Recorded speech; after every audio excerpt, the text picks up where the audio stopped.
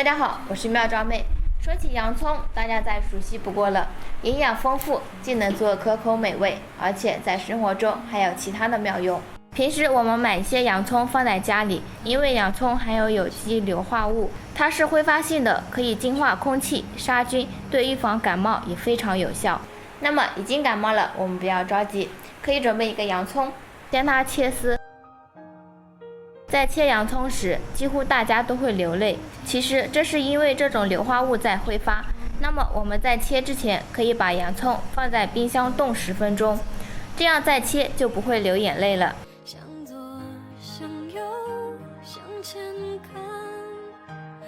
好了，现在我们把切好的洋葱丝放到锅里，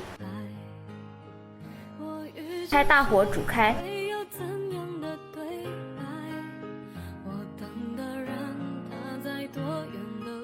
现在水开了，我们转小火，继续熬煮5分钟。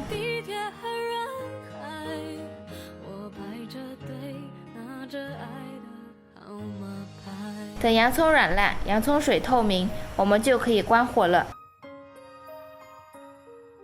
把洋葱丝过滤掉，留下洋葱汁。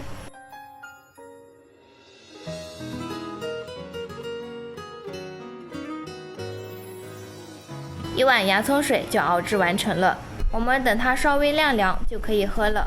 而且这个洋葱水是不辣的，甜甜的，小朋友喝它不会抗拒，1天2次，对风寒感冒和治疗咳嗽都特别有效，现煮现喝效果更好。我们也可以通过蒸的方法来做，但是时间会比较长，一般在30分钟以上。怎么样？没想到洋葱煮水在生活中还有这么多的妙用吧？赶快在家试一试吧！赶快把这个视频分享出去，这样可以帮助更多的人。还要记得关注我，并在下方点赞留言哦。我们下期再见，拜拜。